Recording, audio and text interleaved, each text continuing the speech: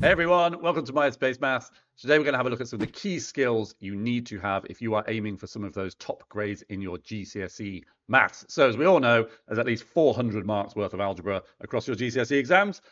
Okay, maybe I'm exaggerating slightly, but we know that algebra is the biggest strand, so there's always going to be loads of those skills tested, and these are some of the key ones that come up all the time that you absolutely have to be able to do if you are going to aim for those top grades, 7 to 9. So click the link in the description. You can get yourself some flashcards and some practice questions with some answers for absolutely free. And then you can use that to see if you've mastered those skills after you've watched our little run through today. So not wasting any time, let's get started and see how our algebraic skills are. So number one is completing the square. Really popular, has lots of uses. That's the big reason that it comes up all the time, is because you can use it for lots of different things. So job number one is to make sure we can write something in the correct completed square form, particularly when the number in front of the x squared is not 1. So let's have a look at our method we're going to do. So we take our quadratic expression. We are going to take this number 3 here, write it in front of some big square brackets that we're going to leave empty for now, and we're going to put our plus 11 outside after. Okay, now inside here, we're going to factorize the 3 out from just these two terms. So my x squared is always just going to be an x squared because we're always taking the coefficient of x squared out of our bracket. And with this minus 18, if I take a 3 out, it would now be a minus 6x. So there's my first step in completing the square.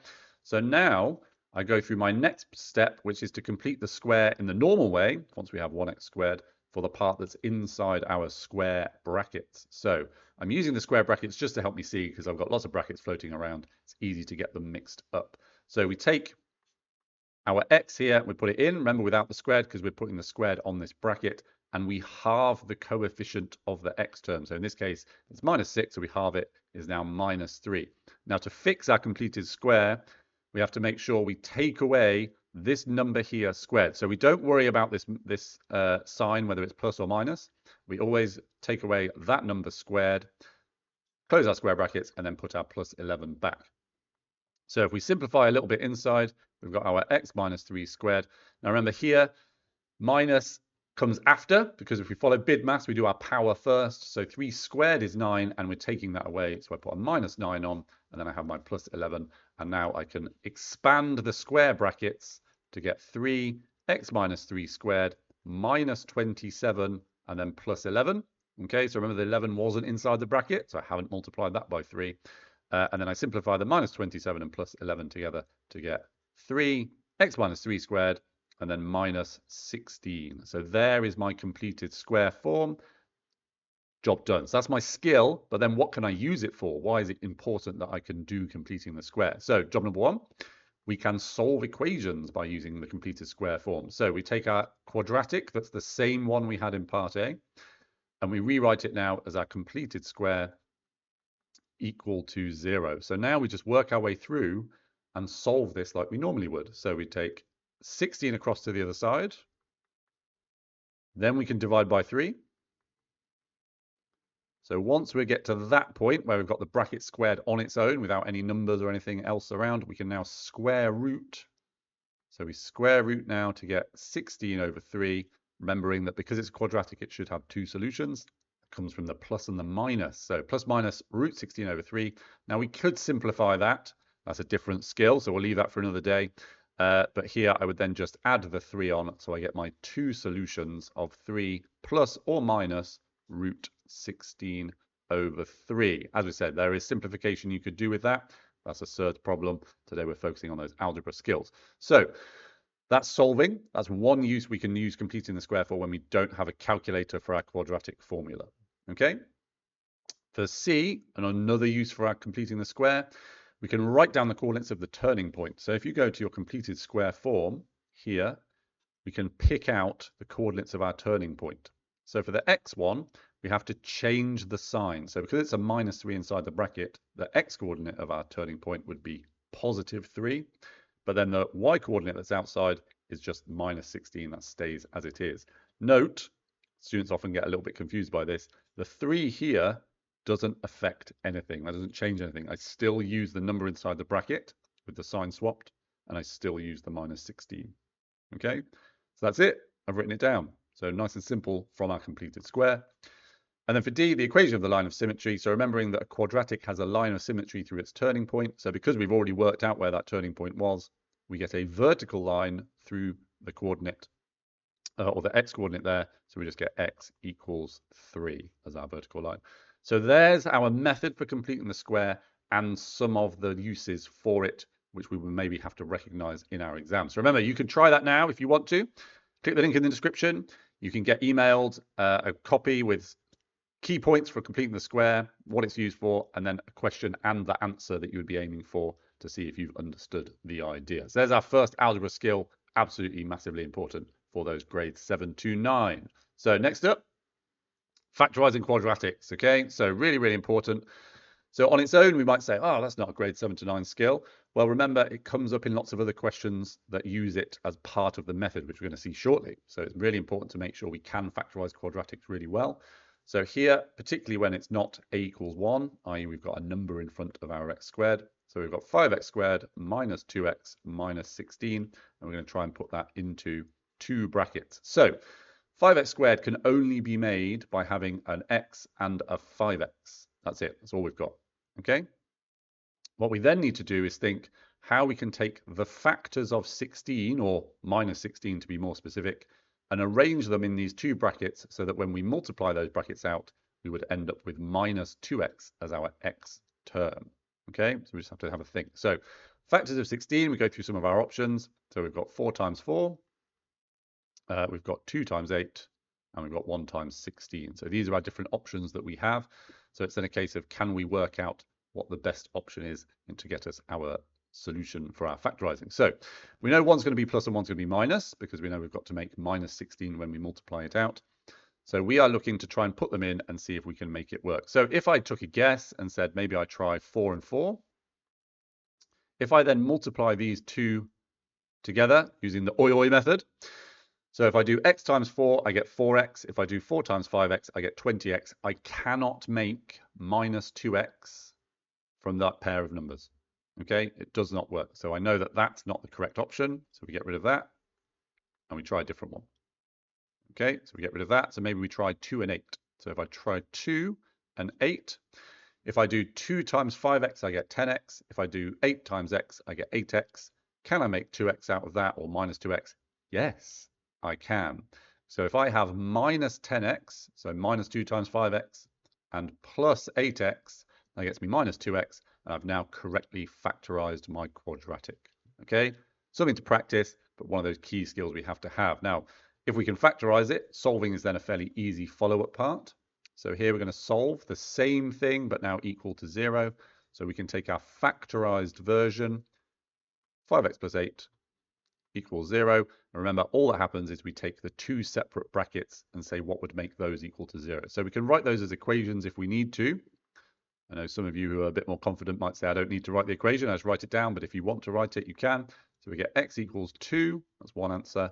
And then x equals minus 8 over 5 would be our second option for our quadratic. Okay, so that's why factorizing really helpful, helps us solve those quadratic equations. And then lastly, we can sketch. So often as part of a sketch, you might solve it first, as we've just done, to get those values, because we know it's going to be a U-shaped graph. So we want to then make sure we can mark on the key points for that. So it's going to cross the x-axis at 2. So we can mark that on. So there's our 2. And minus 8 over 5 would be somewhere around there. And then we also know that if I had my y-intercept, that's when I sub x equals 0. So if I did that and said x equals 0, I would get y equals minus 16. So I can extend my y-axis down a bit, put it as minus 16. And now I know I've got a positive quadratic, because it was positive 5x squared over here in my graph. Positive quadratic or U-shape that passes through those points. Now, I haven't explicitly been asked for the turning point, but if I was, I could have another go at completing the square. Maybe that's one you could try now. Could you have a go at completing the square to find out your turning point for your quadratic graph? I'm not going to label it. We're just going to focus on the intercepts with the axes in this case, because we wouldn't need to label our turning point unless we were told otherwise. There we go. Just adjust that, make sure it goes through where I mark 2. And there's my sketch. So this is why factorizing is often quite useful, because we might then have to use it to help sketch a quadratic. There we go. That's the second of our key skills for our grade 7 to 9 algebra. Absolutely vitally important. So simultaneous equations, I know you're all familiar with. You might be familiar with the linear ones. So that's where you just have something x, something y equals a number, and you have two of those. The more difficult ones, the ones that sometimes are a bit more challenging, are where we then have a non-linear simultaneous equation together with a linear is often the most common pair that we will see. So here we've got a line with the equation x plus y equals 8, and we have a curve with an equation xy minus 2y equals 5. So this is the one that's non-linear. And then this one is linear because it's just a line. And now we're going to try and solve them simultaneously. So when we get one linear and one non-linear simultaneous equation, we have to make sure that we rearrange and substitute. So we rearrange the linear equation. It's up to you. You can make it x equals or y equals. Now here, you can look and save yourself a little bit of effort. There's only one x in this equation here, but there are two y's. So if I replace the x, it's slightly easier. Okay, so we want to try and be efficient as well. So we've got time in our exams. So we can be more efficient here by saying, let's make it so it says x equals 8 minus y. So we're moving the y across there. And now I can substitute that in for my equation here and say 8 minus y times by y minus 2y equals 5. So that's y. Substituting in for x, slightly easier because I only have one bracket to expand. Okay. So if I expand that, I get 8y minus y squared minus 2y equals 5. I would want to make that positive y squared, so I'm going to move that to the other side. So I put my y squared to this side. I have 8y minus 2y is 6y, but if I take that away, it would then be a minus 6y on this side, and then I have my plus 5.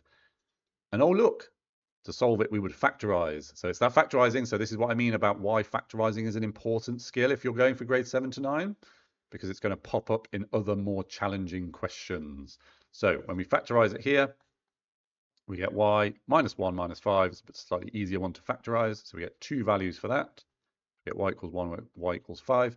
And now remember, we need to go back and find out what the other solutions for x are, like we do for any simultaneous equations. So we have x equals 8 minus y. Remember, we wrote that here, our rearranged version. So if I then use that, for y equals 1, I get x equals 7.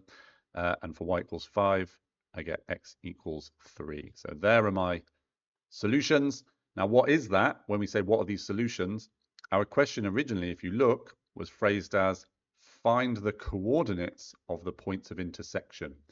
That's what simultaneous equations does for you. It finds points where lines and curves meet. So here we know the coordinate for this first one is 7, 1.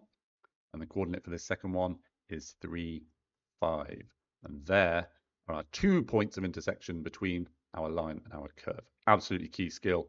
Really, really easy marks if you are confident with those methods. And normally for that sort of thing, at least 5.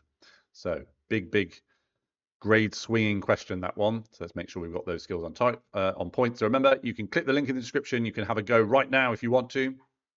Another exact question that's exactly the same idea of solving and finding points of intersection. So you can do that now and see how you get on.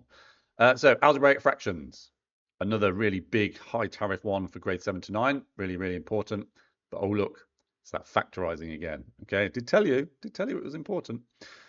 So I need to be able to simplify algebraic fractions. So if I see something like x squared plus 7x plus 10 over x squared minus 4, I need to be able to simplify by factorizing as much as I can. So I'm looking for anything I can factorize. So here I can factorize that into 2 brackets in the numerator. And x squared minus 4 is one of your special cases of factorizing. So it still goes into 2 brackets because it's a difference of 2 squares. So start with that one. X squared minus 4 would be x plus the square root of 4 and x minus the square root of 4, right? Remember, your difference of 2 squares, nice, easy, quick one to fill in. And then x squared plus 7x plus 10 would be x plus 2, x plus 5. Okay, nice, easy factorizing. And oh, look, I have a common factor that cancels out. So my simplified version is x plus 5 over x minus 2. So there's my simplified algebraic fraction. A couple of easy marks for a bit of factorizing and crossing some stuff out. If I want to express 2 separate fractions as a single one where they're being added or subtracted, just like any fractions, I need a common denominator. Okay, so to make your common denominator, what we are normally going to have to do is just combine the two separate denominators for our two fractions. So 7 over x minus 1 and 2 over x minus 5, we're going to have a common denominator of x minus 1, x minus 5 for both fractions. Okay? So if we go back and then fill in the rest, we have for our first fraction, that already had the x minus 1, so it gains the x minus 5. Okay? So we had here, x minus 1 was already in my denominator, so I have to gain the x minus 5 in top and bottom. But then for my second fraction, that already had the x minus 5, it's missing the x minus 1, so I need to gain that one in that fraction. So there's my two fractions now with a common denominator, which means I can combine the numerators together. So I have x minus 5 minus 2x minus 1, which then gets me one single fraction with one common denominator. And now I just expand and simplify the top part. So 7x minus 35 minus 2x. And now here comes the most common error in this sort of question. See it all the time. Make sure you haven't done it already. I've got minus 2, and I'm timesing it by minus 1. So it should be a plus 2 when I expand that. Really, really common to see a minus 2 put on the end there, throwing away marks. Let's make sure we're not doing that. So we put our x minus 1, x minus 5. And then we simplify the top. So 7x minus 2x is 5x. Minus 35 plus 2 is minus 33. And then we leave our denominator factorized. There is no requirement typically to expand it. So I would leave it in its factorized form. Just makes things a bit simpler. Okay, so we've got two separate fractions we've combined into one common denominator required. And then lastly, we want to simplify ones that are like this. It's more factorizing. So we're going to go through and factorize as much as we can of all of these parts. So we've got the 3x squared minus 12x, x squared minus 25. And then we're dividing this time x squared minus 6x plus 8 and x squared plus 3x minus 10. So we're going to factorize as much as we can. So x squared minus 25, you know it. It's another difference of two squares. So we put in an x plus 5, x minus 5. So there's my denominator for the first one factorized. The top one, just a single bracket.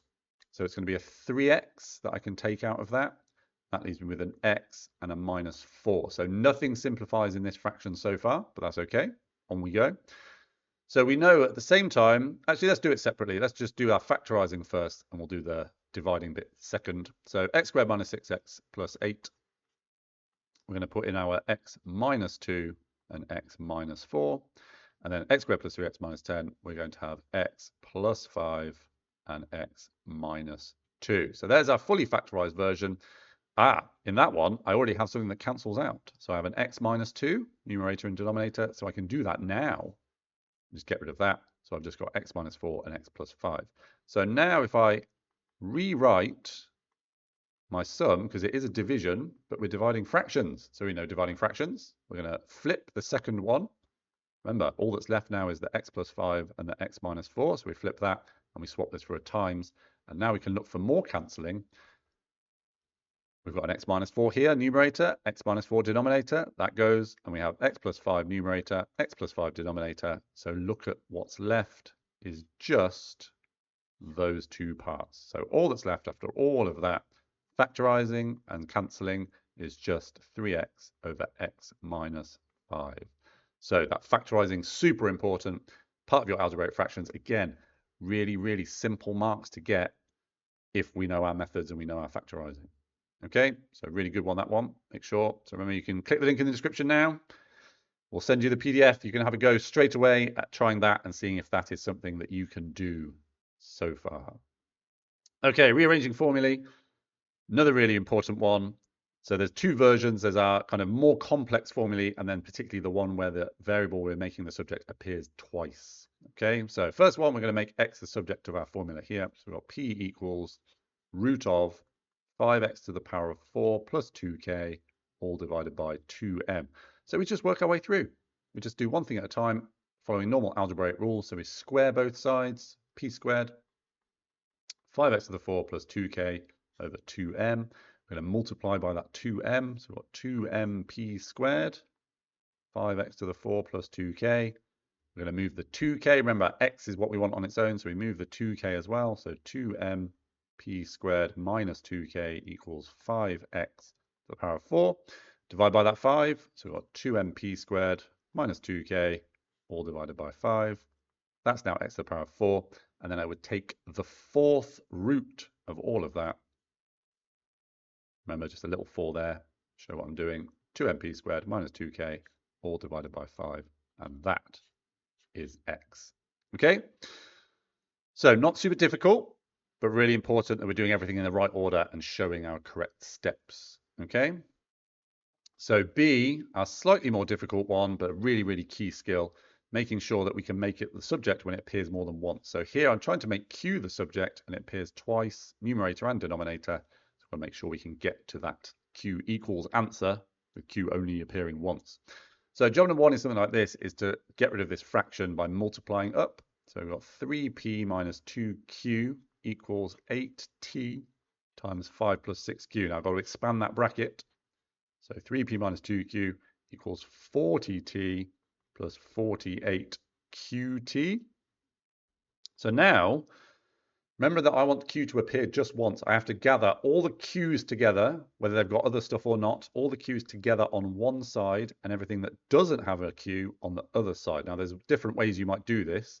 So you can have more than one answer that would be correct for a question like this. So it's important to check if you get something different, whether it's actually still the same thing. So here, I would prefer to take this 2q across and make it positive. So I'm going to move that to the other side, and the 40t I'm going to move to this side. So I've got 3p minus 40t equals 2q plus 48qt.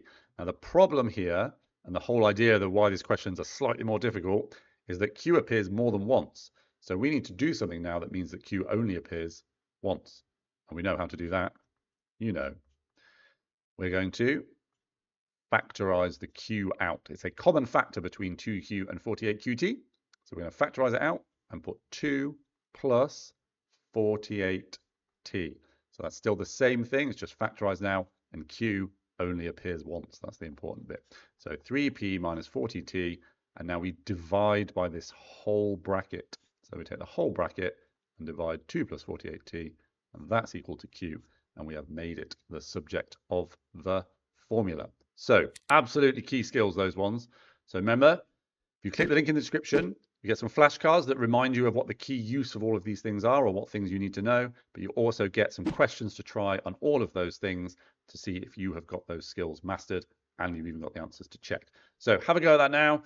Let me know how you get on in the comments, and if that's something that you're aiming for when you're going to smash out that grade 7 to 9.